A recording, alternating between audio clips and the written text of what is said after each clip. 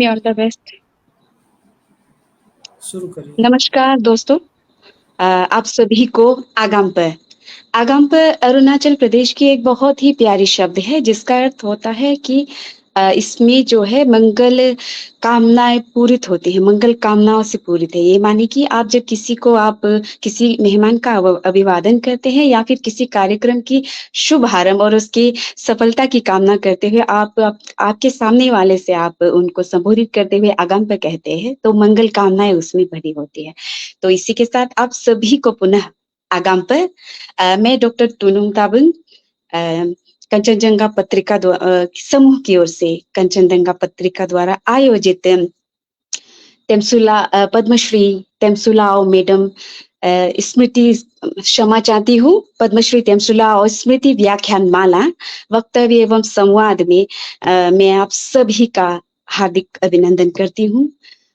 हमारे साथ जुड़ी है राजीव गांधी विश्वविद्यालय की हिंदी अधिकारी गुम्पिंग लोम्बू मैडम मैं आपका हार्दिक स्वागत करती हूँ मैम। और इसी के साथ कंचनजंगा पत्रिका के जो फेसबुक पेज है इसके जो आयोजक sir doctor Pradeep Tripathi sir भी हमारे साथ मौजूद है। सर आपका भी बहुत बहुत स्वागत है। दोस्तों, मेरा मानना है कि कंचनजंगा पत्रिका किसी के परिचय का मोहताज नहीं रहा, अपितु जितने भी सदस्य नए सदस्य हमारे साथ आज इस कार्यक्रम से जुड़े हैं, मैं आप लोगों की जानकारी के लिए बता दूं कि कंचनजंगा पत्रिका की स्थापना 16 मई 2020 को हुई है। कंचनजंगा पत्रिका ने अब तक जो है कंचनजंगा पत्रिका द्वारा अब तक 122 कार्यक्रम सफलतापूर्वक किए जा चुके हैं, जिसमें से तकरीबन 90 कार्यक्रम पूर्वोत्तर भारत पर केंद्रित है। तो इसी तरह से जो कंचनजंगा पत्रिका है वो पूर्वोत्तर भारत के 8 राज्यों के जो मौखिक परंपरा है, उसकी भाषा है, उसके साहित्य है और जो उसकी संस्कृति है, उसकी संरक्षण हेतु वो क्या है वो प्रयासरत है। केवल यही नहीं बल्कि विशेषकर जो पूर्वोत्तर भारत के जो स्थानीय हमारे विद्वान हैं, उनको और उनकी जो रचनाशीलता है उसको मंच प्रदान करने को वो अनवरत रूप से कार्यरत है। तो कंचनजंगा पत्रिका जो समूह है, आपको आपके इस प्रयास और आपके इस मंच को अरुणाचल प्रदेश की ओर से मैं तुनुंग ताबिंग साधुवाद देती हूँ। धन्यवाद। कार्यक्रम को आगे बढ़ाते हुए मैं हमारे समक्ष उपस्थित आदरणीय वक्ता मैडम आपको आमंत्रित करने से पहले मैं आपका संक्षिप्त परिचय हमारे श्रोताओं को के बीच रखना चाहूंगी, जो कि इस प्रकार है। गुम्पी मुसो मैडम, आप 2 संतानों की मां हैं। आपकी जीवन साथी है डॉक्टर टाकली लोम्बू, पिता तान्या मुसोजी और माता नईदाई मुसोजी। आपने MA, B.Ed एवं PGDT में डिग्री हासिल की है तथा वर्तमान में हिंदी विभाग राजीव गांधी विश्वविद्यालय से PhD कर रही हैं। आप लेखक भी हैं, लोक संस्कृति का संरक्षण एवं सामाजिक गतिविधियों में अभिरुचि भी रखते हैं। आप कवि हृदय भी है और जी हाँ, आप अत्यंत ही मधुर संचालिका भी है बेटा। आपकी पहली पुस्तक है यापोम गालो लोक कथाएं तथा आपकी जो दूसरी पुस्तक है वो जल्द ही वाणी प्रकाशन से प्रकाशित होने वाली है। इसके लिए आपको अग्रिम बधाइयां और ढेरों शुभकामनाएं मैडम। आपको अनेक सम्मानों से सम्मानित भी किया गया है, जो कि इस तरह है। राज्य की प्रथम हिंदी अधिकारी के रूप में सम्मानित, पूर्वोत्तर हिंदी अकादमी शिलोंग द्वारा सम्मानित, अरुणाचल हिंदी संस्थान द्वारा सम्मानित, ग्वालियर साहित्य संस्थान द्वारा सम्मानित। केवल यही नहीं, आप शिक्षण और आकाशवाणी एवं दूरदर्शन में कई वर्षों तक कार्य करने तथा पत्रिकाओं में निरंतर लेखन के अनुभवी भी हैं। आप लोक संस्कृति के परिप्रेक्ष्य में कलर्स ऑफ नॉर्थ ईस्ट नाम से YouTube चैनल का संचालन भी करती हैं। और आज सबसे विशेष बात, आप जिस विषय पर आप अपना वक्तव्य देने देने जा रही हैं वो इस प्रकार है। उसका शीर्षक है गालो जनजाति के कथानक के रूप में काबेन कबनाम। मैडम, मैं कहना चाहूंगी कि ये बहुत ही रुचिकर और नवीन विषय आप लेकर आई है। इसे सुनने को हम सभी उत्सुक और लालायित बैठे हैं। तो इसी के साथ मैं आपको इस आभासी पटल पर पूरे हृदय के साथ सादर आमंत्रित करती हूँ। मैडम, स्वागत है। प्रणाम, धन्यवाद तुनुम जी। पद्मश्री तमसुल्ला आओ व्याख्यानमाला के इस अंक में मुझे ये अवसर देने के लिए कंचनजंगा परिवार, विशेष रूप से डॉक्टर प्रदीप त्रिपाठी सर को मैं हृदय से धन्यवाद करती हूँ। और तूनुम जी, बहुत सुंदर प्रस्तुति रही आपकी। आप विश्वविद्यालय परिवार से ही है, राजीव गांधी विश्वविद्यालय दूरस्थ शिक्षा संस्थान में अध्यापिका रह चुकी है। आप भी किसी से कम नहीं, आप भी एक लेखिका है। हाल ही में आपकी पुस्तक एक लोकार्पण उसका हुआ है, हम जल्द ही उस पुस्तक को पढ़ना चाहेंगे तूनुम जी। और मैं ये कहना चाहती हूँ कि कंचनजंगा परिवार एक बहुत ही बड़ा कार्य कर रहा है, पूरे पूर्वोत्तर का प्रतिनिधित्व कर रहा है और पूरे देश को पूर्वोत्तर के साथ जोड़ रहा है। और कंचनजंगा की जो रोशनी है वो देश के कोने-कोने में पहुंच रही है। इसी इसी तरह कंचनजंगा परिवार खूब तरक्की कीजिएगा और इस तरक्की का हिस्सा हम जैसे वो बने रहने दीजिएगा। कंचनजंगा परिवार के जो पतवार को संभाले हुए हैं डॉक्टर प्रदीप त्रिपाठी सर, उनके प्रति मैं विशेष कृतज्ञता व्यक्त करती हूँ। यह सभी कार्य आपके कारण ही संभव हो पाया है। तो ये जो कार्यक्रम है, ये पद्मश्री तमसुल्ला आओ स्मृति व्याख्यानमाला है। उनको मैं बहुत ही श्रद्धा के साथ, सम्मान के साथ नमन करती हूँ, याद करती हूँ। और उनकी अपने वक्तव्य को रखने से पहले उनके कविता की कुछ पंक्तियाँ मुझे बहुत अच्छे लगते हैं। मैं उनको चंद रखने के लिए सूत्रधार और प्रदीप त्रिपाठी सर से इजाज़त चाहूँगी। अगर अगर जख्म बोल सकता अगर जख्म बोल सकता तो किस भाषा का करता प्रयोग? अगर जख्म बोल सकता तो किस भाषा का करता प्रयोग? किस न्याय की करता तलाश? किसी देता दोष अत्याचारी को उसकी ताकत के लिए, अत्याचारी को उसकी ताकत के लिए, या पीड़ित को उसकी कमजोरी के लिए? तमसुल्ला। कंचनजंगा के आभासी पटल में आज हमारे साथ जुड़ने वाले तमाम जो दर्शक श्रोता है, उनके प्रति भी मैं अपना आभार व्यक्त करती हूँ। मैं कोशिश करती हूँ कि आप तक जितना हो सके मैं अपने वक्तव्य को पहुंचा सकूं, अपने तथ्य को आप तक पहुंचा सकूं। मैं प्रयास करती हूँ। जैसा कि तूनुम जी बताई है, आज का जो मेरा विषय है वो है गालो जनजाति के कथानक में काबेन काबनम। जैसा कि गालो जनजाति को लेकर कई एपिसोड, कई अंक प्रदीप त्रिपाठी जी कराए हैं, जिसमें गालो जनजाति के बारे में कई चर्चाएँ हो चुकी है। तो मैं गालो जनजाति के पर ज़्यादा विस्तार से ना जाते हुए विषय पर आना चाहूँगी। जो गालो जनजाति है उसके साथ कभी-कभी भ्रम हो जाता है कि एक जनजाति जो गारो है, कभी-कभी उसके साथ उसकी तुलना हो जाती है। हालाँकि जो गारो जनजाति है वो मेघालय से है और गालो जनजाति अरुणाचल प्रदेश से है, बस इतना ही है। तो इस जनजाति जो गालो जनजाति है वो विशेष रूप से सियांग तुनुम जी, मेरे कुछ श्रोता कह रहे हैं कि वो मुझे सुन नहीं पा रहे हैं। मेरी आवाज़ आ रही है आप तक?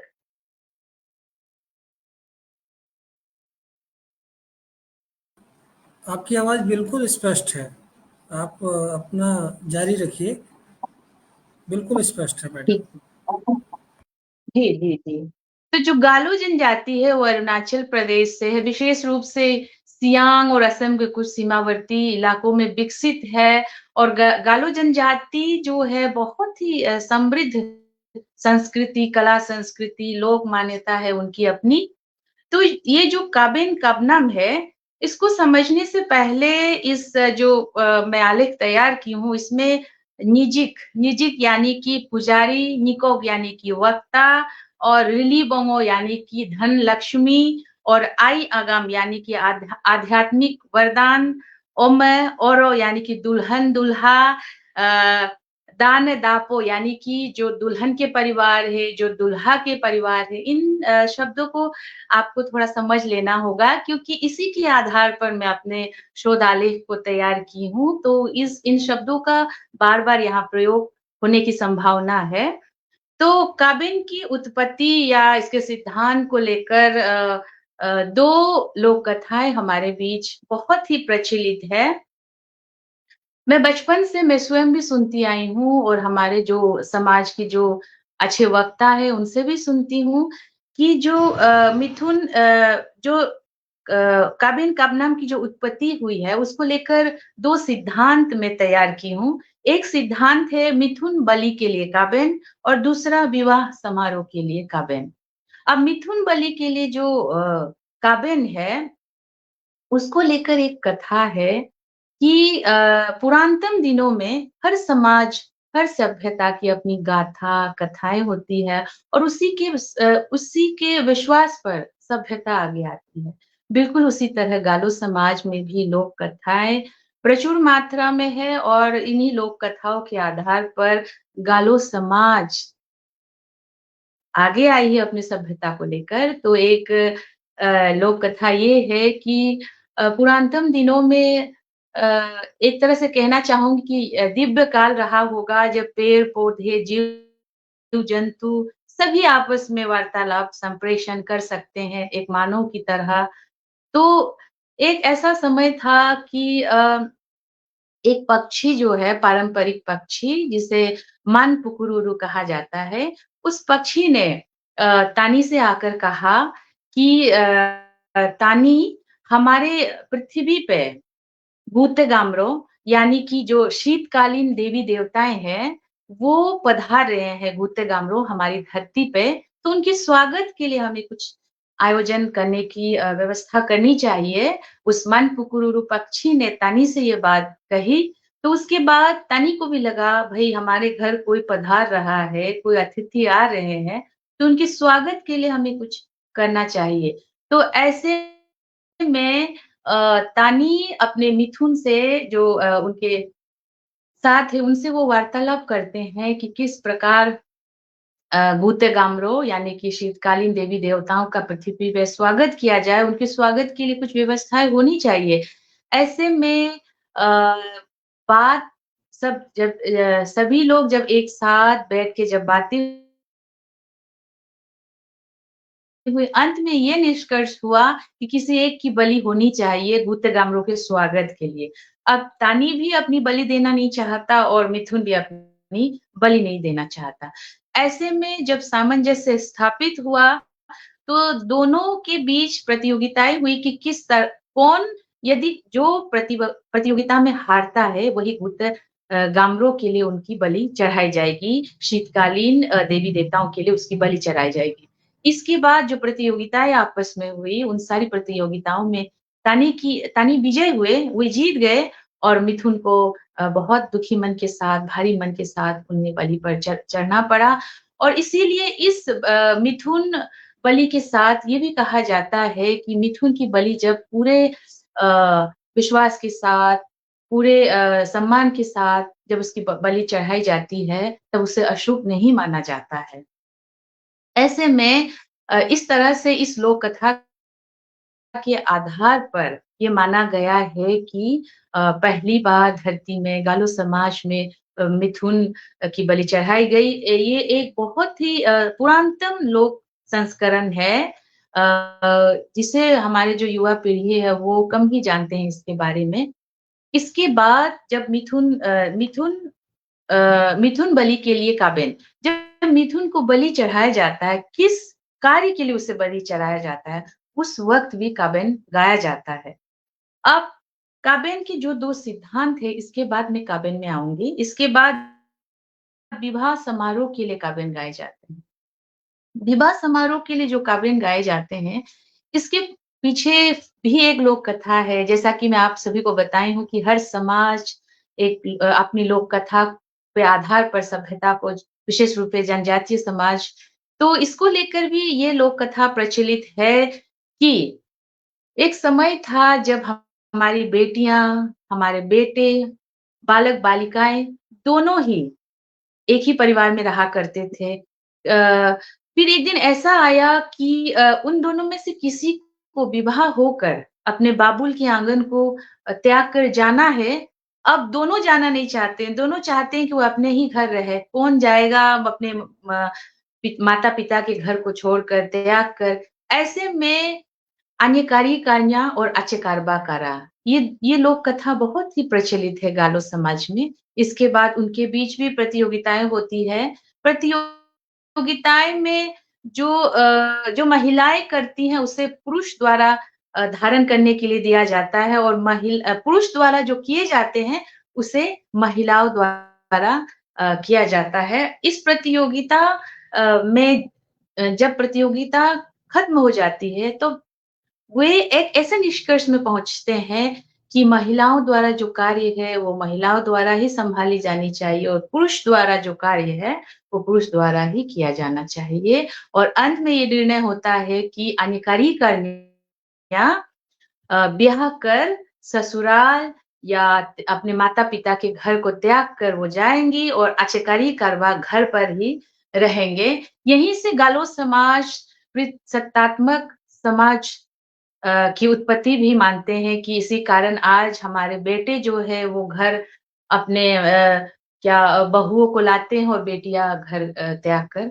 जाती है। तो ऐसे में मैं बताना चाहूँगी कि काबिन जो है वो एक प्रकार से लोकगीत है, परंतु काबिन काबनाम की कुछ अपनी अतुल्य प्रकृति है, जैसा कि इसे एकल गीत अकेले में ही गाया जाता है और बिल्कुल इसके सुर के साथ कोई छेड़छाड़ होनी नहीं चाहिए। इसकी अपनी प्रकृति है। ये सकारात्मक होते हुए भी इसमें भावात्मकता समाहित है। जब काबिन काबनम जब इसके शाब्दिक अर्थ पे हम जाते हैं, तभी हमें लगता है कि इसमें पीड़ा है, दर्द है, सुनते ही ऐसा लगता है। लेकिन दर्द के होने के बावजूद काबिन काबनाम में सदैव सकारात्मक रही है। लेकिन भाव इसमें संवेदना, भाव का समावेशन होने के कारण कोई काबिन काबनाम सुनकर कोई आनंदित या प्रफुल्लित नहीं होता है। वो थोड़ा इमोशनल या भावात्मकता में डूब जाता है। तो काबिन काबनाम की अपनी कुछ प्रकृति है और काबिन काबनाम अपने आप में संस्कृतिवादी है। संस्कृत से ये संस्कृति के साथ चलती है काबिन काबनाम और कर्मकांडी भी है, विशेष रूप से कर्मकांडों में से इसका इसे गाया जाता है। तो जो मिथुन बलि के लिए काबिन और विवाह समारोह के लिए काबिन, ये जो 2 तथ्य हैं जिसे मैं अपने शोध आलेख में तैयार की हूँ और जो विवाह समारोह के लिए जो काबिन गाए जाते हैं, उसमें उसके 3 प्रकार है। ओम काबिन तो क्षमा चाहूँगी, विवाह समारोह के लिए जो काबिन गाए जाते हैं, उसके आधार पे नहीं बल्कि काबिन की जो प्रकार है, उसमें 3 प्रकार है। ओम काबिन, तोगु काबिन और अन्य अवसरों के काबिन। ओम काबिन विशेष रूप से जब बेटी विदाई कर घर से निकलती है, उस समय इसे गाया जाता है। और ये भी 3 प्रकार के होते हैं। जब दुल्हन घर से निकलती है, उसी वक़्त एक काबिन गाया जाता है और जब दुल्हन दूल्हे के घर पहुँचती है, उस वक़्त भी एक काबिन गाई जाती है।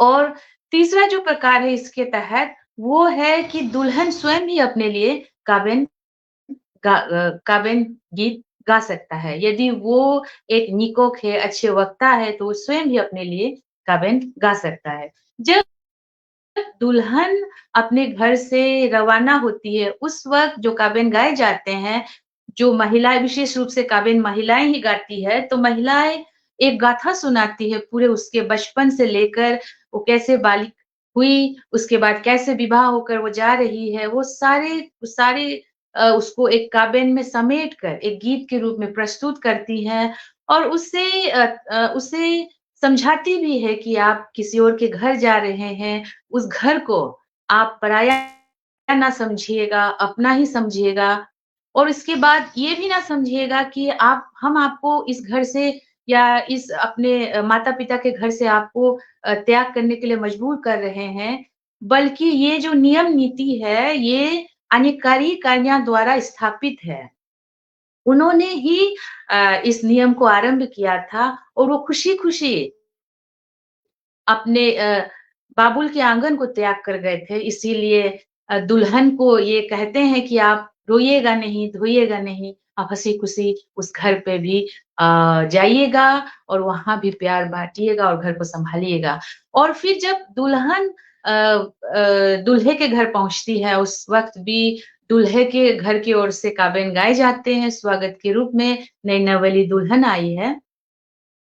तो इसके बाद जब ऐसा होता है कि दुल्हन ही स्वयं एक वक्ता है अच्छा, वो अच्छा नरेट कर सकते हैं, गीतकार है, अच्छा गा सकती है, वो गाथाओं को जानती है। ऐसे में वे स्वयं भी अपने लिए काबिन गा सकती है कि आज मैं ब्याह कर जा रही हूँ, इस घर को त्याग कर रही हूँ, दूसरे घर में जा रही हूँ, मुझे आशीष दीजिए। इस तरीके का वो स्वयं भी अपने लिए दुल्हन जो है वो गा सकती है। और काबिन की प्रकृति ये है कि इसे हम अनुसरण कर सकते हैं, इसमें नो डाउट हम संदेह नहीं है, लेकिन इसे हम बिल्कुल एक गीत की तरह, किसी फ़िल्मी गीत की तरह हम इसे नहीं गा सकते, क्योंकि ये बिल्कुल अपने नेचर को लेकर, अपने प्रकृति को लेकर सख्त है। इसकी जो लय है, जो उसी के अधीन इसको रहना है और सबसे बड़ी बात है कि हर काबिन में एक गाथा का समाहित होना स्वाभाविक है। तो इसीलिए गीतकार या कोई भी जो अच्छा गाता है, वो इसे तुरंत नहीं गा सकता, यदि उन्हें उस गाथा से वो परिचित नहीं है।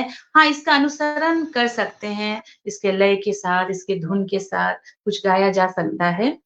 इसके बाद एक प्रकार से जब हम इसे ब्याह गीत जब हम विदाई समारोह में गाते हैं, तो एक तरह से हम देख सकते हैं कि ये जो है वो विदाई गीत के रूप में भी है। गालो समाज में कई लोग मुझसे एक बार सवाल भी किए थे कि आपके गालो समाज में क्या आप लोग विदाई गीत गाते हैं क्या? दुल्हन जब निकलते हैं अपने दूल्हे के घर की ओर, तो ये एक तरह से काबिन काबनम यहाँ विदाई गीत के रूप में भी प्रस्तुत किया जाता है और दूसरा है कि तोगू काबेन, इसके तहत और एक तोगू काबेन है। तोगू जो एक अनुष्ठान है जिसमें एक बहुत बड़ा विवाह समारोह है और गालो समाज में जो तोगू है वो सर्वोच्च स्थान पर है इससे बड़ा और कोई विवाह समारोह नहीं होता है। तो तोगू पानम के लिए भी काबेन काबनाम गामनाम यानी एक तरह से काबनाम यानी रोना लेकिन यहाँ हम इसको गाने के परिप्रेक्ष्य में ले सकते हैं कि काबिन गाना जब विवाह समारोह होता है, जब तोगू किया जाता है, तब जो निजिग निकोक होते हैं, जो पुजारी निकोक यानी कि पुजारी और निजिग यानी कि जो अच्छे वक्ता हैं, जो गा सकते हैं, वे गाते हैं काबिन को और इसके पीछे भी एक लोक कथा है कि बहुत पहले इजो यामी नाम का कोई व्यक्ति रहा करता था। तो जो दिव्य काल रही होगी मैं पुनः दोहराना चाहती हूँ, दिव्य काल रही होगी, इसलिए दिव्य शक्तियाँ रही होंगी। उस वक़्त मानव और जीव-जंतु, पेड़-पौधे सभी एक-दूसरे से मिलते थे, बात करते थे, हम जैसे अभी आभासी पटल पर बात कर रहे हैं, इस तरह से तो नहीं लेकिन आपस में मिलके वो लोग बात करते थे। तो इसीलिए ये जो है इजो यामे जो उनका इस पर प्रचलित ये लोक कथा है कि इजो यामे को कोई दुल्हन नहीं मिलती है कि उनकी शादी होनी चाहिए, उनका विवाह होने का समय हो जाता है। ऐसे में निजी जो पुजारी होते हैं, जिसे हम नींबू कहते हैं, नींबू द्वारा बहुत पूजा अर्चना करने के बाद, पारंपरिक अनुष्ठान आयोजित करने के बाद, अंत में उन्हें कोई मिलती है दुल्हन के रूप में और उसके बाद उनके साथ इजोयामे की शादी करा देते हैं, विवाह करा देते हैं। माना जाता है कि इसी लोक कथा, इसी लोक प्रथा से तोगु पानाम जो विवाह समारोह है वो इसका जिसका आरंभ हुआ और उसके बाद तोगु पानाम जो है खैर मैं इसमें और एक बात जोड़ना चाहूँगी कि लोक कथाएँ एक तो मौलिक साहित्य है, इसीलिए क्षेत्र के आधार पर अलग-अलग रूप में इसका वाचन किया हो सकता है, तो इसीलिए थोड़ी-थोड़ी भिन्नताएँ लोक कथाओं में पाई जाती है। तो जो तोगु काबेन है उसमें भी जो उप बिंदुएँ हैं, उसके तहत एक है दान दापो, दुल्हन और दूल्हा परिवार के लिए काबिन गाया जाता है जब तोगु पानाम यानी कि विवाह समारोह होता है और एक होता है दुल्हन और दूल्हा के लिए गाया जाता है। और उसके बाद यहाँ एक होता है मिथुन के लिए, मिथुन जिसे हम अपने गालो भाषा में अब यहाँ भी कुछ शब्दों का खेल-मेल है, जैसे उच्चारण के आधार पे कुछ लोग इसे सोबो कहते हैं, कुछ लोग होबो कहते हैं, कुछ लोग जोबो कहते हैं, तो ये एक आंचलिक उच्चारण का प्रभाव है, लेकिन अर्थ एक ही है मिथुन, मिथुन के लिए गाया जाता है और चौथा जो है वो सिबो बेनबो बई-कामयी के लिए गाया जाता है, यानी कि जो पारंपरिक वस्तुएँ हैं, जो विवाह के दौरान दोनों परिवार के बीच जो आदान-प्रदान होता है, उन पारंपरिक वस्तुओं के लिए भी काबिन गाए जाते हैं। अब ये सवाल उठता है कि अब तोगु पानाम यानी विवाह समारोह में ये काबिन जो गाए जाते हैं, अब इनके लिए क्या काबिन गाए जाते होंगे? एक तो हुआ कि लड़कियाँ जब दुल्हन अ, विदाई के लिए निकलती है तब गाए ये वो समझ में आ गया, लेकिन अब इनके लिए क्या काबिन गीत गाए जा सकते हैं, ये सवाल एक उठता है। तो मैं बताना चाहूँगी दान दापो परिवार के लिए जो दोनों परिवार के लिए जो काबिन गाए जाते हैं, वो उसमें एक कोई मध्य व्यक्ति होता है जो अच्छे वक्ता होंगे, वो दोनों परिवार के बीच एक संबंध स्थापित करने के लिए काबिन गाते हैं। और इसके बाद दूसरा हुआ दुल्हन और दूल्हा के लिए काबिन। दुल्हन और दूल्हा के लिए जब काबिन गाया जाता है एक साथ, तब ये उनके जीवन के लिए कि आप अपने जीवन में सुख, शांति, समृद्धि से रहे, एक दूसरे पर विश्वास करें, एक दूसरे का सम्मान करें, ये समझाने के लिए उनके लिए काबिन गाए जाते हैं। और तीसरा जो है, जो मिथुन है, उनके लिए अब क्या काबिन गाया जाए, ये गाए जाते हैं, ये भी एक सवाल उठता है कि ये जो काबिन है मिथुन के लिए जो काव्यन गाए जाते हैं, उसमें ये कहा जाता है कि जो सृष्टिकर्ता है, जिसे गालो समाज में यिर्नगोने कहते हैं, यिर्नगोने चाहते हैं कि आज आपकी बलि हो। आप आज आपकी इस समर्पण से, आपके त्याग से, ये जो विवाह है, ये संपन्न होगा, इसीलिए आप दुखी ना होइएगा, आप खुशी-खुशी यहाँ से विदाई लीजिएगा। उनको एक तरह से समझाया जाता है कि आपका जो जीवन काल है, उसका अंत यहीं तक है। तो इस तरह से मिथुन के लिए भी काबिन गाया जाता है और शिवो बेनबो बोई कामये के लिए जो काबिन गाए जाते हैं, जो पारंपरिक वस्तुएँ जो आदान-प्रदान किए जाते हैं विवाह के दौरान और इस विवाह के दौरान जो जैसे कि दुल्हन के परिवार जिसे गालो समाज में दान कहते हैं, दूल्हा के परिवार जिसे दापो कहते हैं, के बीच में जो एक आदान-प्रदान होता है, हमारे इसमें जो दूल्हा है वो दुल्हन के परिवार को मिथुन देते हैं और दुल्हन के परिवार जो है, उनके हिसाब से उनके पास जो भी आभूषण है, जो वो दे सकते हैं, इसमें कोई ज़ोर-ज़बरदस्ती नहीं है, जो दे सकते हैं, वो दुल्हन को विदाई के वक़्त देते हैं। इस तरह का सामान का आदान-प्रदान होता है और जो इसके साथ ही कुछ जो पीतल के वस्तुएँ हैं, उनका भी आदान-प्रदान होता है। उन पीतल के वस्तुओं को उनके आकार उनके चिन्ह से पहचाना जाता है और ये भी एक अतुल्य कार्य है कि उनके चिन्ह और आकार से उन वस्तु को पहचानना और ये वस्तुएँ जितनी पुरानी होती जाती है, उतना इसका मूल्य बढ़ता जाता है।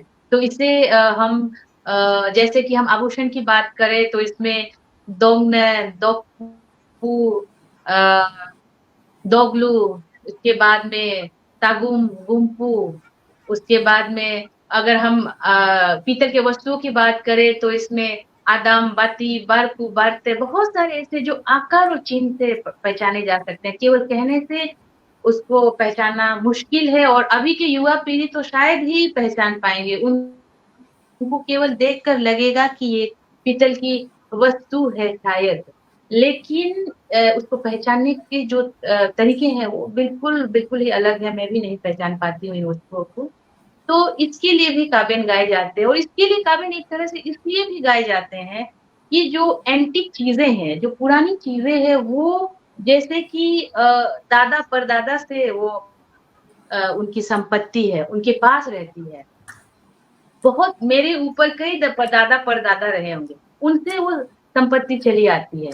अगर उस संपत्ति को अभी मेरे हाथों में अगर मेरे परिवार देंगे गालो समाज का मानना है कि वो जो संपत्ति है उसमें एक विश्वास और वो अपने पूर्वज के साथ जुड़ा हुआ है और हमारे समाज में पूर्वज को बहुत मानते हैं।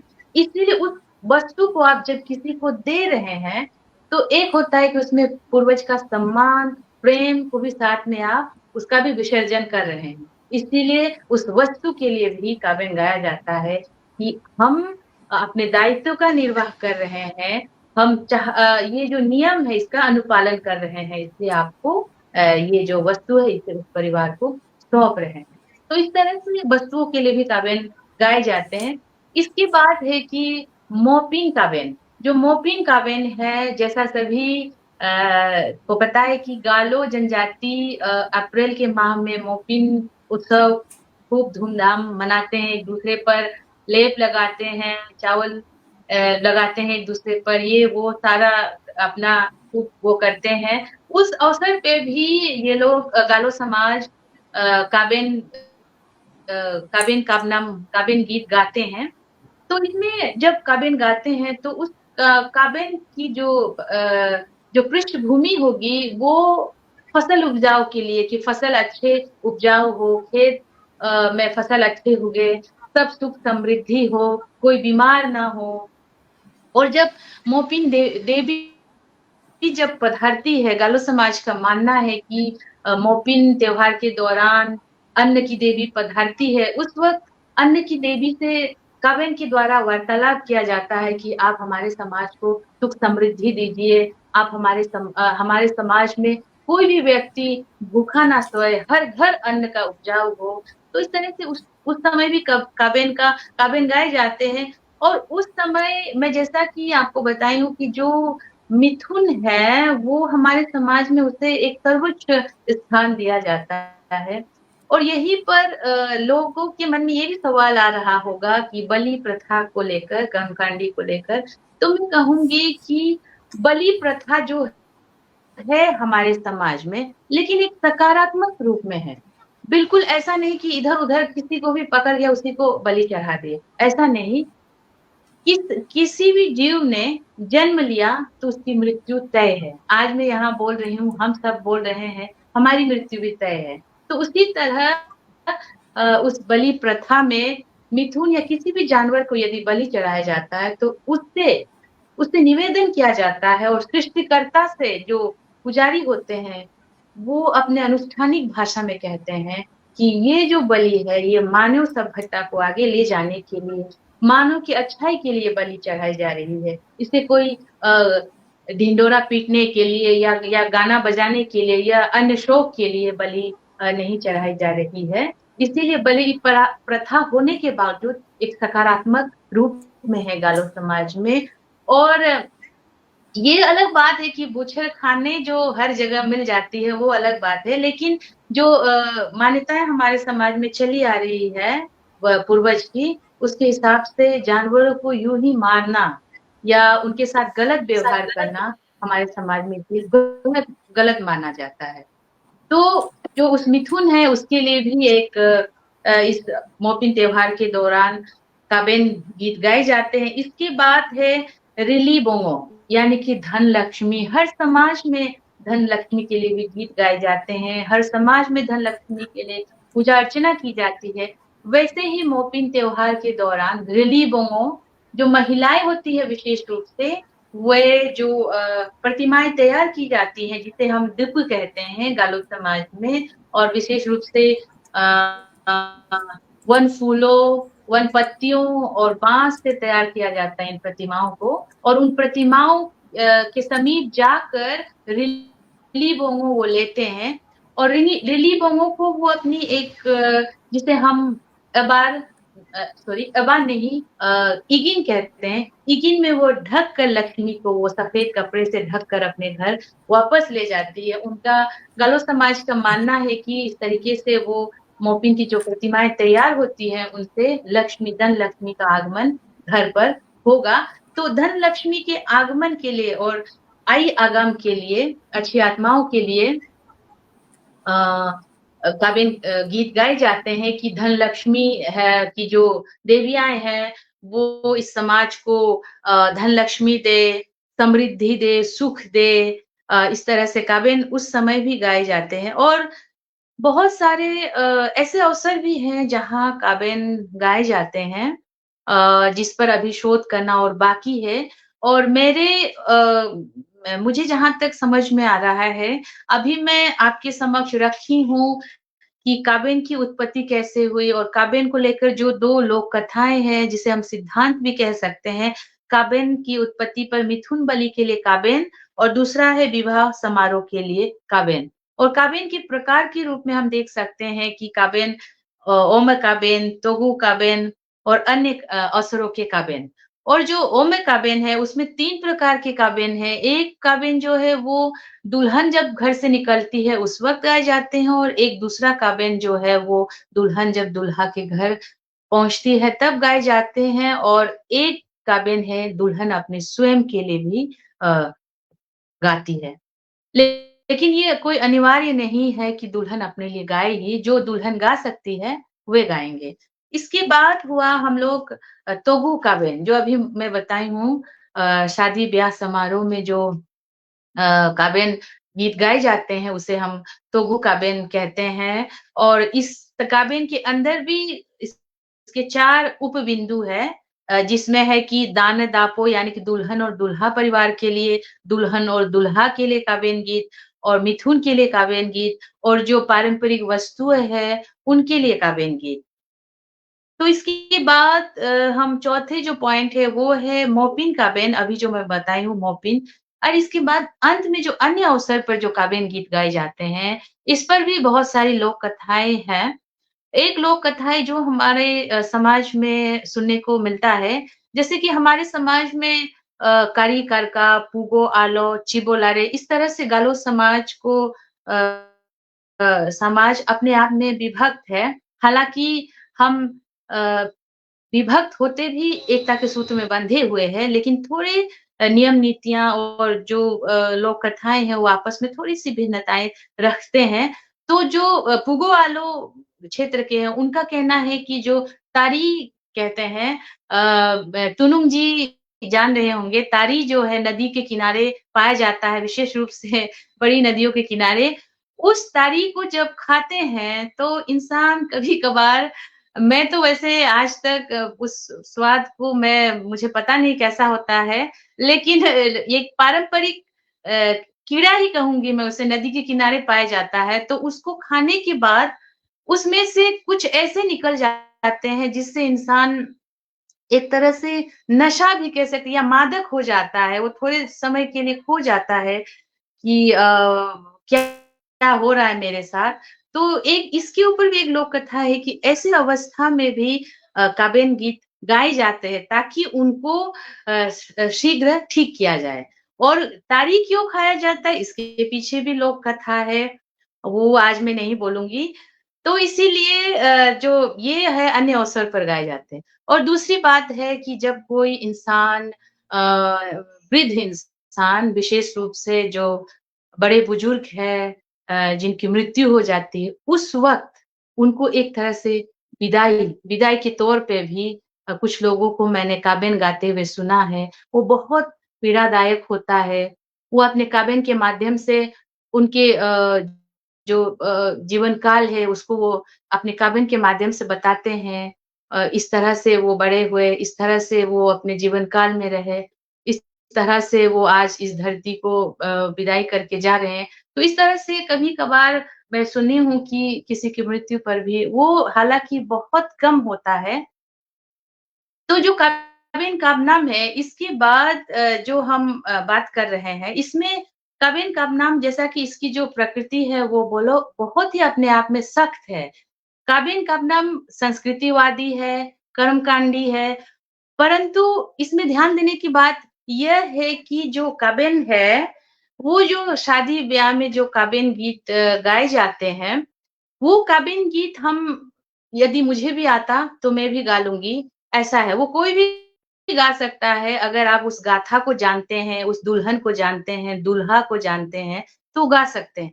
लेकिन कुछ काबिन गीत ऐसे हैं, जैसे कि आप मोपिन के काबिन गीत हुए या फिर आपके जो तोगु पानाम विवाह समारोह में जो वस्तुओं के पारंपरिक वस्तुओं के लिए जो काबिन गीत गाए जाते हैं या फिर दूल्हा-दुल्हन के लिए जो गीत गाए जाते हैं, जिसमें लोक कथाएँ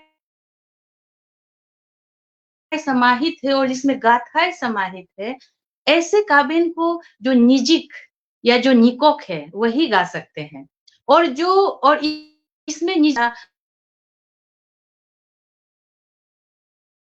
वक्ता, अच्छे वक्ता जो मोपिन त्योहार के द्वारा जो प्रतिमाएँ बनाई जाती है, जो अनुष्ठान आयोजित किए जाते हैं, जो रिचुअल्स किए जाते हैं, उस वक़्त पुजारी अपने अनुष्ठानिक भाषा में इसकी प्रस्तुति करते हैं, जो जो आप और मेरे जैसे जो आम है, उनसे ये संभव नहीं हो पाता क्योंकि उस भाषा को हम समझने में हमें थोड़ी दिक्कत होती है और हम उस गाथा को अपने आप से जोड़ नहीं पाते हैं, इसीलिए ये कुछ बहुत ही महत्वपूर्ण बातें हैं काबिन को लेकर।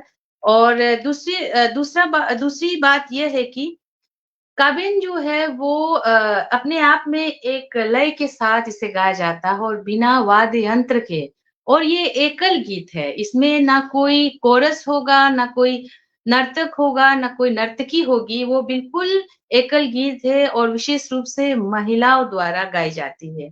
और काबिन गीत ऐसा है कि इसमें कहीं भी आपको नकारात्मकता की भावना नहीं मिलेगी, वो सकारात्मक ही है, परंतु सकारात्मक होने के बावजूद काबिन में संवेदनाएँ समाहित है। उसको सुनते ही लोग प्रफुल्लित नहीं बल्कि वो दुःख या किसी पीड़ा का ही, किसी कष्ट का ही, किसी दर्द का ही वो अनुभव करते हैं। ये एक अनोखी बात है काबिन में, जैसे कि हालाँकि हम जब भी किसी गीत को सुनते हैं तो हमें या तो रोना आता है या हमें हँसना आता है या फिर किसी गीत को हम अपने जीवन से जोड़ते हैं या व्यंग होता है या वात्सल्य होता है। लेकिन काबिन की जो प्रकृति है वो अपने आप में बहुत सख्त है और इसके बाद काबिन को लेकर जो सिद्धांत है, वो अलग-अलग है। जैसा कि मैं आपको बताई हूँ कि गालो समाज में भी कारी कारका, पूगो आलो, चिबुलारे इस तरह से विभक्त है। तो उसमें अपने-अपने हिसाब से उनकी लोक कथाएँ और उनके जो सिद्धांत थे, उसमें थोड़ी भिन्नताएँ हो सकती है। लेकिन जो मैं अभी आपको जो तथ्य आपके सामने काबिन काबनाम को लेकर रखी हूँ वो जो है वो लगभग वही गालो समाज में प्रचलित है।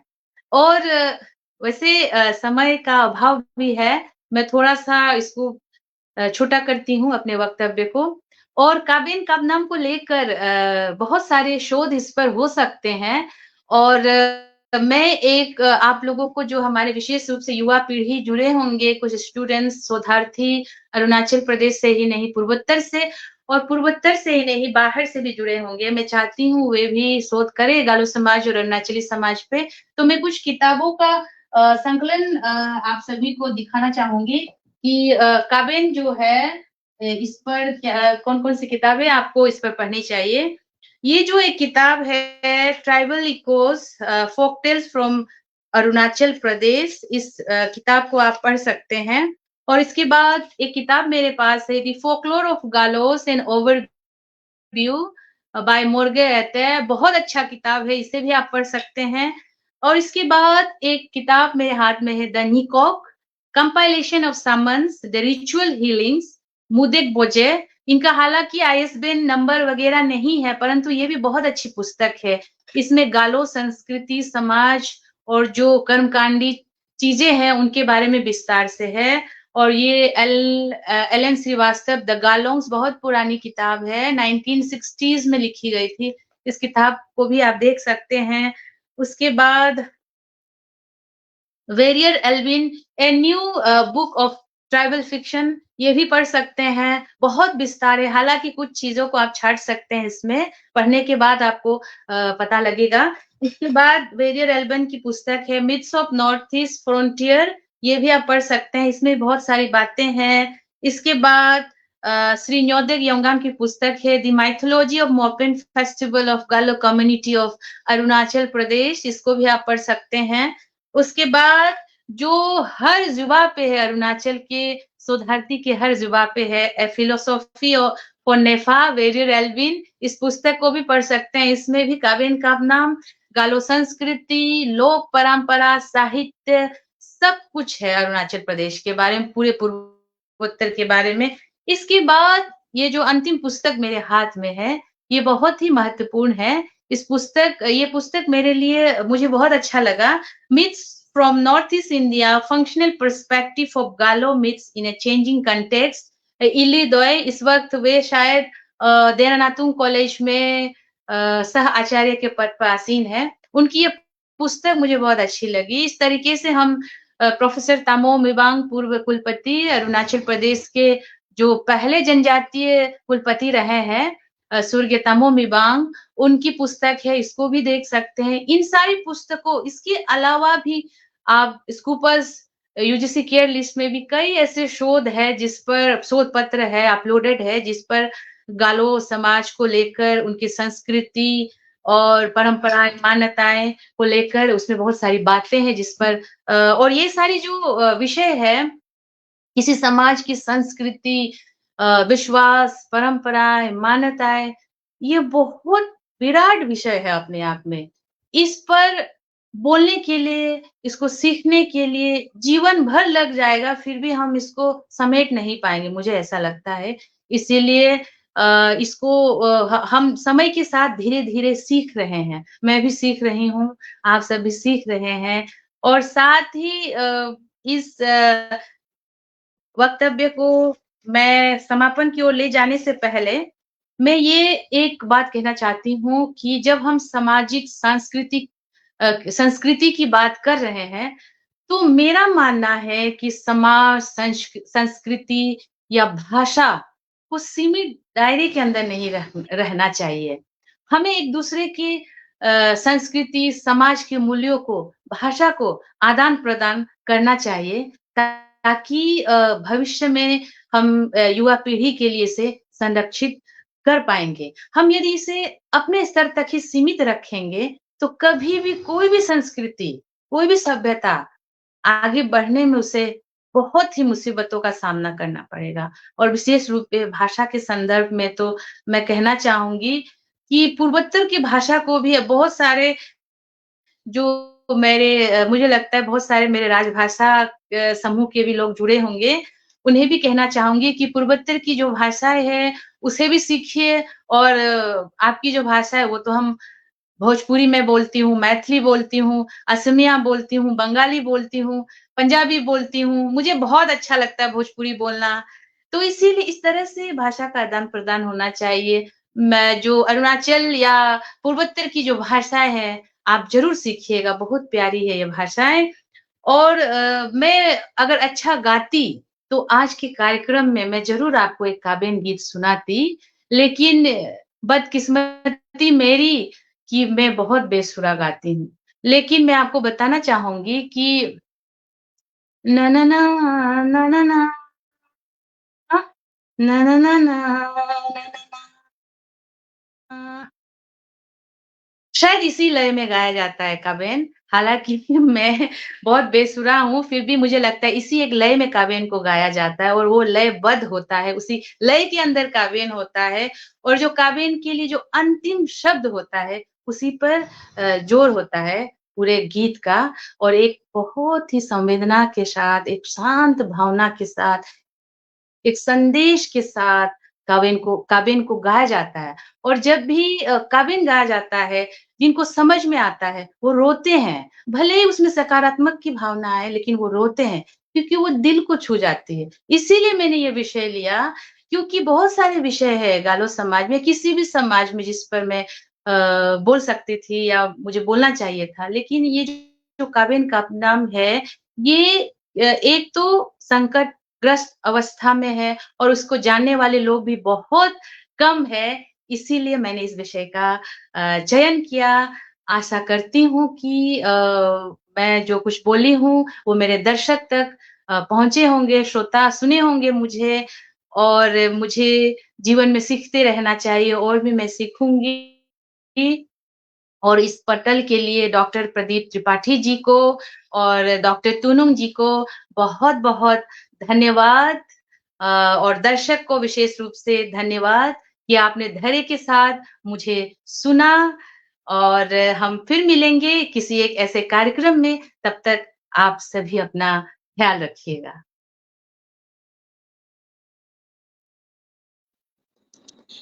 बहुत ही सुंदर वक्तव्य मैडम, मैं कहूँगी बहुत ही सुंदर। मैं उम्मीद करती हूँ कि जो दर्शकगण हैं वो भी तालियाँ बजा रही होंगी आपको सुनकर। जैसे कि मैंने शुरुआत में ही कहा कि आपने जो विषय चुना है काबिन काबनाम गालो काबिन काबनाम जो कथानक के रूप में है, इतनी संवेदनशील मैंने सुना है काबिन काबनाम, लेकिन इतनी सारी बिंदुएँ हैं इसके अंदर, इतने सारे डायमेंशंस है और इतनी संवेदनशील है। मैं क्या कहूँ, मैंने कहा कि हम लोग उत्साहित है, लालायित बैठे हैं, बिल्कुल मैडम, एकदम बहुत ही सुंदर वक्तव्य। तो मैडम मैम मैं आपसे एक मेरी जिज्ञासा है, मैं आपसे एक प्रश्न पूछना चाहूँगी, मेरी ओर से एक जिज्ञासा आप समझ लीजिए। जैसे कि आपने कहा कि जो लोकगीत है जिसमें इस तरह जो काबिन का नाम है, इसके अंतर्गत भी कई सारे प्रकार हैं, कई बिंदुएँ हैं ना मैम? तो इस तरह से जो लोकगीत जो गालो जनजाति की लोकगीत है, देखने में आ रहा है कि वो बहुत ही समृद्ध है। वो बहुत ही समृद्ध है, लेकिन चूँकि समकालीन समय में मतलब आजकल की जो युवा पीढ़ी है, इस पर वो ज़्यादा ध्यान नहीं दे रही है। अपनी जो भाषा है, अपनी मातृभाषा खासकर और वो वर्चस्ववादी भाषाओं में ज़्यादा वो रुचि दिखा रही है। तो जैसे कि हम ये जान पा रहे हैं, हम देख पा रहे हैं, हर कोई कह रहा है कि जो विलुप्ति की कगार पर है हमारी जो मौखिक साहित्य है, हमारी जो वाचिक साहित्य लोकगीत है, तो उसके लिए मैं जानना चाह रही हूँ कि इसके लिए क्या कोई कदम उठाया जा रहा है? या फिर अगर उठाया जाएगा तो क्या किया जाए? तो मैं आपसे ये जानना चाह रही थी। सुनुम जी, ये जो सवाल है, ये अपने आप में बहुत ही महत्वपूर्ण सवाल है और ये सवाल हर समाज में है, केवल हमारे समाज में नहीं, हुँ, भारतीय परिप्रेक्ष्य में देखें तो हर समाज में ये व्यवस्था हो रही है। तो सबसे पहले मैं जो श्रोता या दर्शक जो लोग कहते हैं कि उसके कारण मुझे ये हुआ या उनके कारण मुझे ये हुआ, ये संदेह को मैं यहाँ क्लियर करना चाहूँगी, स्पष्ट करना चाहूँगी कि बहुत सारे व्यक्ति ऐसे करते हैं कि हिंदी के कारण मैं अपनी गालो भाषा को भूल गई। मैं हुँ, असमिया जी, के जी। कारण आदि भूल गई। मैं असम में रहते-रहते असम में रहने के कारण मैं भोजपुरी भूल गई। मैं इसको बिल्कुल नहीं मानती हूँ। वो आपके अंदर, आपकी कमियाँ हैं कि आप अपने जड़ को खो रहे हो। आप जड़ को पकड़े रहिए, अपने जड़ को पकड़े रहिए और जो आ रहे हैं, उसको भी आप स्वागत कीजिए। मेरा मानना ये है। क्योंकि जो इंसान जड़ से हट जाता है, उसकी टहनियाँ जल्द ही गिर सकती है। इसलिए इंसान को जड़ को पकड़े रहना चाहिए और जो आ रहे हैं उसका भी स्वागत। कभी किसी समाज, किसी संस्कृति को लेकर एक जो घृणा की जो दृष्टि समाज में फैलाई जा रही है कि हिंदी के कारण, इंग्लिश के कारण, ये के कारण, फलाना के कारण, ये नहीं होना चाहिए। सबसे पहली बात है कि जैसे अपने बच्चों को भी ये नहीं समझाना चाहिए कि हिंदी ना बोलो, अंग्रेजी ना बोलो, भोजपुरी, ये नहीं। आप सबसे पहले अपनी माँ से प्यार कीजिए, इसके बाद जो बाकी माताएं हैं उन्हें भी उतना ही सम्मान दीजिए। मेरा कहना यह है। जैसे मेरे घर में मेरे बच्चे जो है मेरे साथ अपनी मातृभाषा में बात करते हैं, लेकिन जो मेरे घर में जो बाहर से लोग आते हैं उनसे हिंदी में बात करते हैं या अंग्रेजी में बात करते हैं। तो इस तरह से होना चाहिए, ये एक बात है। और इसका जो संरक्षण है ये एक बहुत बड़ी बात है। मैं तो इस विषय पर क्या कहूँ, लेकिन जो व्यक्तिगत अनुभव एक माता होने के नाते एक नागरिक होने के नाते मुझे लगता है छोटी-छोटी बातों से बड़ी-बड़ी बातें हो जाती है। इसलिए हमें जो संरक्षण, भाषा, संस्कृति, समाज का जो संरक्षण करने की जो भावना है, उसकी उत्पत्ति अपने घर परिवार से होनी चाहिए। यदि ये सीख मैं अपने बच्चों को दूँगी, हर माता यदि अपने बच्चों को देंगी, तो वहीं से अपने आप समाज की संस्कृति, समाज के मूल्यों का संरक्षण होगा। ऐसे बड़े-बड़े संगठन या बड़े-बड़े संघ या बड़े-बड़े पटल का आयोजन करने की कोई आवश्यकता ही नहीं। क्योंकि कहते हैं कि चैरिटी बिगिन्स एट होम, तो मुझे चैरिटी अपने घर से किसी को किसी की मनाही या किसी को किसी वजह से ये खराब वो खराब कहने के बजाय अपने घर से शुरुआत करना चाहिए।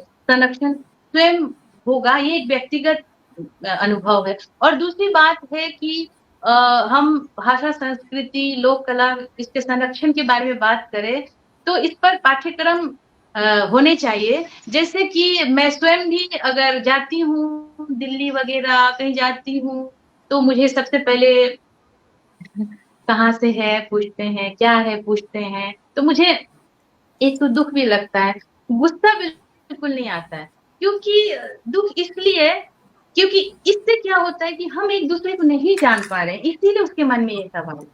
तो इसीलिए मुझे लगता है कि भाषा, संस्कृति, सामाजिक व्यवस्था का आदान-प्रदान होना एकदम समकालीन परिस्थिति में बहुत ही आवश्यक है। इसके बिना हम यदि बिल्कुल, सीमित दायरे में ही रहेंगे, तो कभी भी हम संरक्षित नहीं कर पाएँगे। और हम अपने भाषा, संस्कृति के संरक्षण के बहाने अपने घर से ही मेंढक कुआँ में जैसे बैठा रहता है, वैसे ही वहीं से बड़ी-बड़ी बातें करेंगे तो नहीं होगा।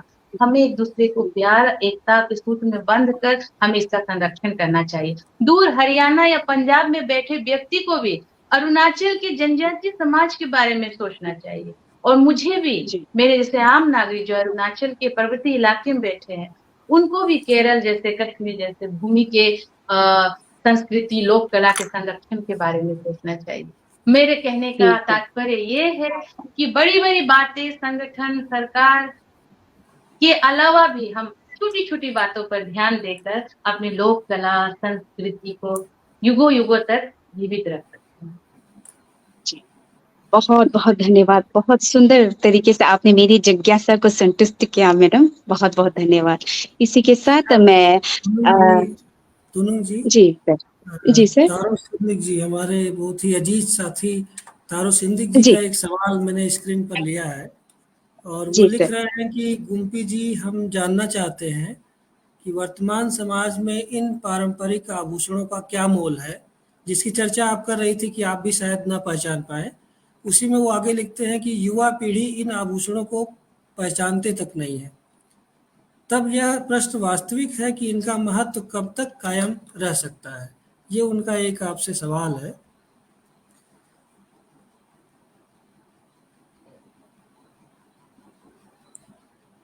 मैम म्यूट है आपका, 1 मिनट।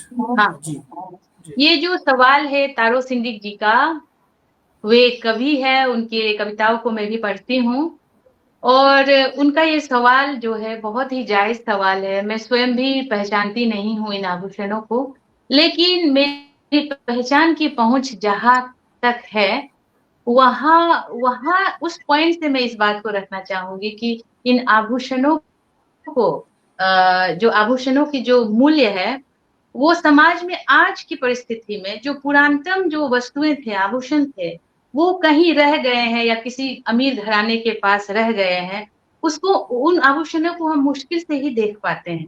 लेकिन जो शादी ब्याह या परंपराएं जो आयोजित किए जा रहे हैं, जो शादी ब्याह भी रचे जा रहे हैं, उसमें जो आभूषण पहने जाते हैं, वो जो पारंपरिक आभूषण जो कीमती है, वो आभूषण ना होकर जो आसानी से हमें बाजार में हमारे जो जनजातीय बाजार में उपलब्ध है, उन आभूषणों का प्रयोग किया जा रहा है। और ये स्वाभाविक भी है, क्योंकि वो जो पुरातन आभूषणें जो रह गई है, वो कहीं रह गई है, उनका बाहर निकलना संभव नहीं है। इसीलिए जो आभूषण आसानी से हमें मार्केट में उपलब्ध थे, उसी पर शादी ब्याह की जो नीति नियम है वो किए जाते हैं।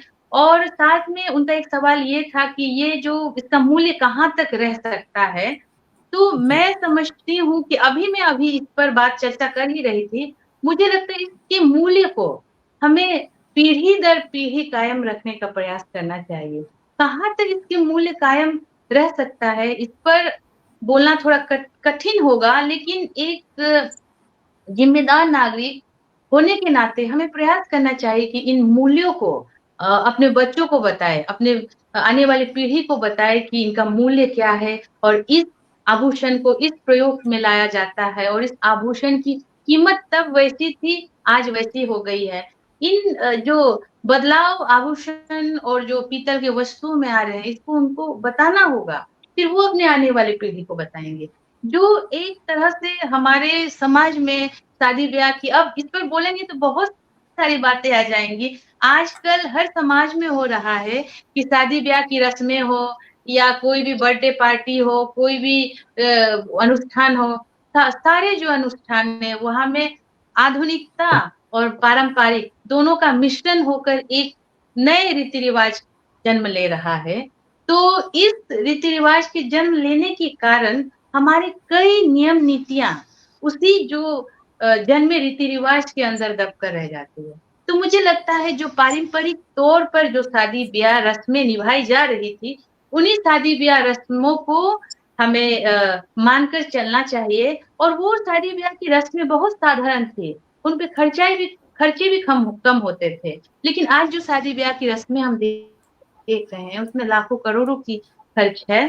तो इसीलिए मैं ये तो नहीं कह पाऊंगी कि आभूषण के मूल्य कब तक जीवित रहेंगे, लेकिन हमें प्रयास करना चाहिए कि इन आभूषणों का संरक्षण करना चाहिए, और जितना हो सके अपने समाज को, अपने आने वाले पीढ़ी को, दोनों के बीच एक सेतु का काम हमें करना चाहिए। जो आने वाली पीढ़ी है और हमारे पीछे जो पीढ़ी है, उन क्योंकि जो 80 और 90s के बीच में जन्मे हैं मैं कहूंगी कि हमारी माताएं अंतिम माताएं होंगी जो फेसबुक और व्हाट्सएप करना नहीं जानती है। अब जो हम माताएं बनी हैं वो आधुनिक माताएं हैं, फेसबुक करना जानते हैं, व्हाट्सएप करना जानते हैं, या आभासी पटल पे बात करना जानती हैं।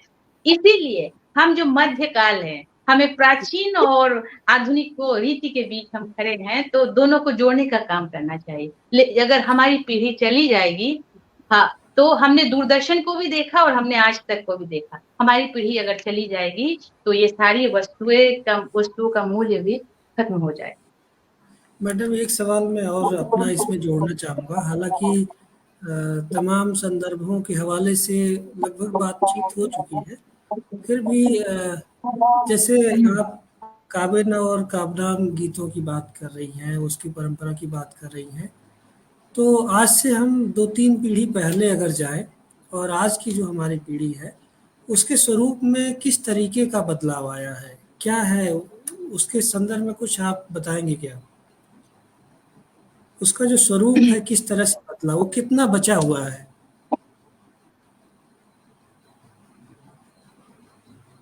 मुझे सारे सवालों के जवाब देने में बहुत अच्छा लग रहा है, क्योंकि सारे सवाल बहुत ही महत्वपूर्ण है, और मैं चाह रही हूँ कि युवा पीढ़ी इन सवालों को सुने। जो मेरे मन में सवाल उठ रहे हैं वही आप पूछ रहे हैं, मैं अपने आप से जो सवाल करती हूँ वही सवाल पूछे जा रहे हैं, तो मुझे बहुत अच्छा लग रहा है। तो ये जो सवाल है, इसको लेकर मैं कहना चाहूंगी कि जो काबिन का नाम या कोई भी प्रथा, कोई भी परंपरा जो है, उसमें मुझे लगता है मोटे तौर पर ले तो जो काबिन, जैसे मैं अपनी नानी से, अपनी दादी से जो काबिन सुनी हूँ और आज जो काबिन सुन रही हूँ, उसमें बहुत फर्क है। क्योंकि उनके उनके काबिन में वो जो पुरानी गाथाएं थी और जो अपने, जैसे कि हमारे हिंदी में भी जो तद्भव तत्सम शब्द है, उसी प्रकार जो हमारे समाज में जो, जिसको हम लोग गोमकू कहते हैं, गोमकू आगम, वो जो शब्द है, वो शब्द आज के काबिन काबनाम में आपको बहुत कम मिलेगा। कभी कभी आज के काबिन काबनाम को आप यदि समझेंगे, ध्यान से सुनेंगे, तो उसमें आधुनिकता का बहुत प्रभाव है। कहीं ना कहीं वो धुंधला सा है, मुझे लगता है। लेकिन जो हम नानी दादी से काबिन सुने हैं, वो काबिन और आज के काबिन में फर्क है। लेकिन फर्क होते हुए भी यहाँ एक तथ्य ये आ जाता है कि एकदम नहीं होने से कुछ होना सही है। तो इसीलिए हम, जो बदलाव आ रहा है काबिन में या कोई भी परंपरा या कोई भी प्रथा में, इसे स्वीकारना भी होगा। अगर इसको हम बदल रहे हैं कह के एकदम नकार भी देंगे, तो ये शून्य की अवस्था में चली जाएगी।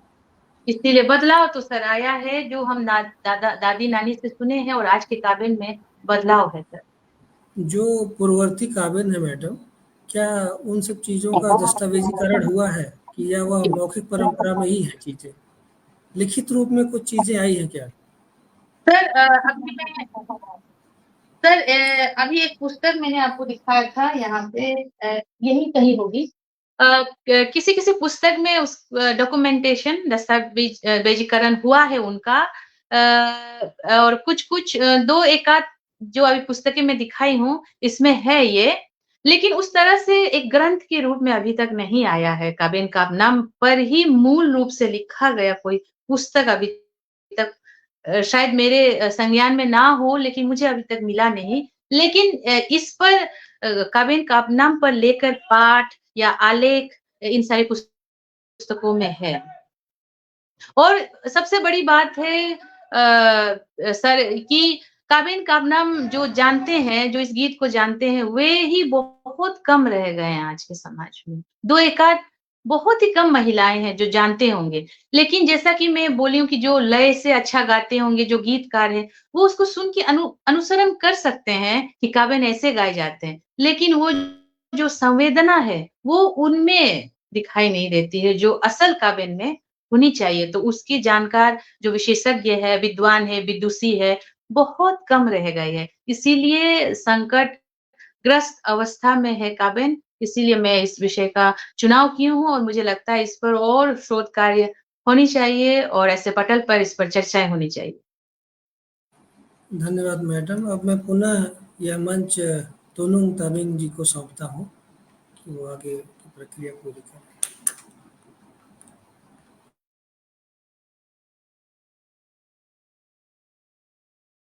सर, बहुत बहुत धन्यवाद सर। धन्यवाद मैडम आपको भी। अब हम कार्यक्रम के अंतिम पड़ाव पर है। मैं कंचनजंगा पत्रिका समूह फेसबुक पेज के हमारे आयोजक डॉक्टर प्रदीप त्रिपाठी सर जी, आपको मैं आमंत्रित करती हूँ, आप आए और धन्यवाद ज्ञापित करें सर। शुक्रिया तोनुंग जी। निश्चित रूप से बहुत ही सार्थक और सम्यक परिचर्चा आज की शाम हम लोगों के लिए बहुत ही रोचक और यादगार रहेगी।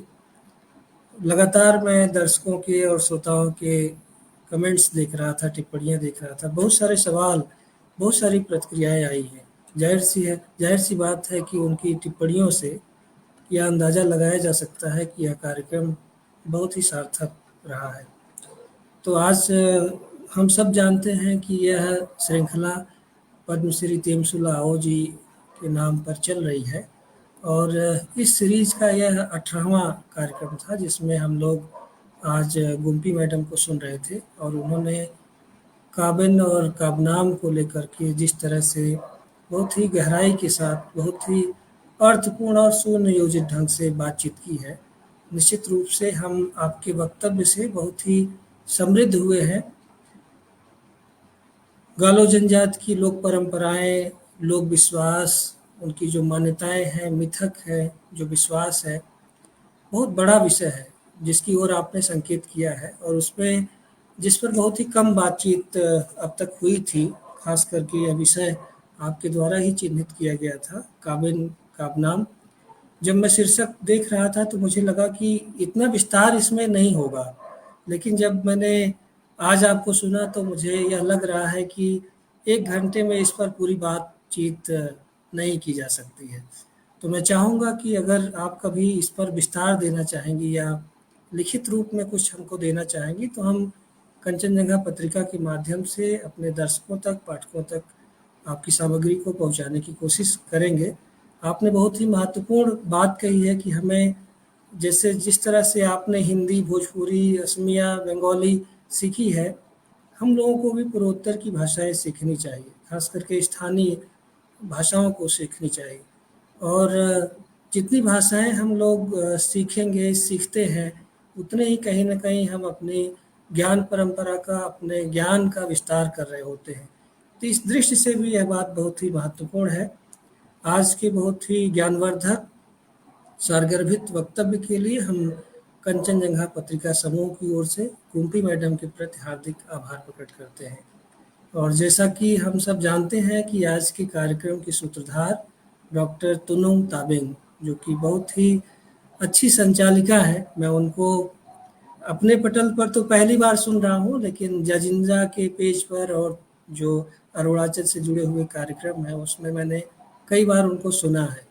और जब मैं इस कार्यक्रम के लिए सूत्रधार का चयन कर रहा था तो 1-2 लोगों से बातचीत की, विशेष रूप से राजू रंजन जी ने आपका नाम प्रस्तावित किया। मेरे ध्यान में और भी 1-2 नाम थे, विक्रम भी अच्छा संचालन करते हैं, लेकिन मैं चाह रहा था कि कोई ऐसा स्थानीय व्यक्ति हो, जो जानकार हो, जो उस चीज़ को, उस भावना को महसूस कर सके और जानता हो।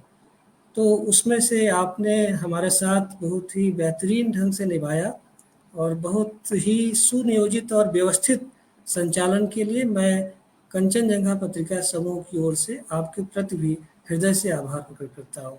मैं दर्शकों और पाठकों को एक जानकारी देना चाहूँगा कि जनवरी माह के आसपास मैंने तुनुंग जी की एक पुस्तक, जो सद्य प्रकाशित, अब तो वो पुरानी हो चुकी है लेकिन बहुत ही महत्वपूर्ण है, कविता संग्रह है उनका, और जिसका नाम है गोमती गोमुख, जो कि बाइलिंगुअल है, आदि और हिंदी में है।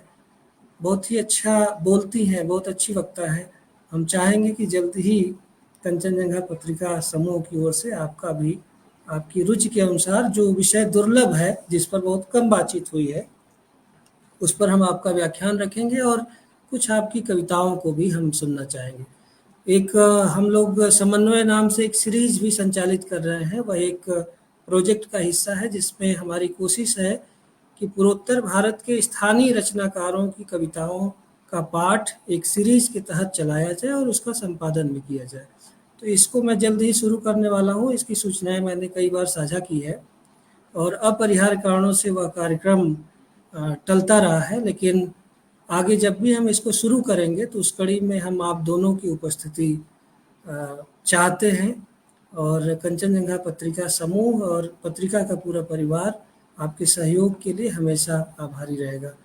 आज के कार्यक्रम से जुड़े कई महत्वपूर्ण लोग हमको सुन रहे थे। अभी जो पटल पर दिख रहे हैं, आदरणीय प्रोफेसर गजेंद्र पाठक सर हैदराबाद से जुड़े हुए हैं, सिक्किम से जुड़े हुए हैं आदरणीय सुभाष दीपक सर, अरविंद जी, रीता सिंह जी, शशि कुमार सिंह जी, बहुत सारे लोग। हिमाचल प्रदेश से डॉक्टर प्रीति सिंह जी जुड़ी हुई हैं। तो देश के कोने कोने से लोग सुन रहे हैं और निश्चित रूप से आज की जो यह बातचीत है वह केवल भारत तक ही सीमित नहीं है, बल्कि अंतर्राष्ट्रीय फलक पर भी लोग इसको सुनेंगे। यह एक स्थायी दस्तावेज और महत्व की चीज़ है। तो एक बार पुनः सभी दर्शकों के प्रति, आज के श्रोताओं के प्रति हम कंचनजंगा पत्रिका समूह की ओर से हार्दिक आभार प्रकट करते हैं और जल्द ही किसी दूसरे कार्यक्रम के साथ हम मिलेंगे। तब तक के लिए धन्यवाद, नमस्कार, शुभ रात्रि।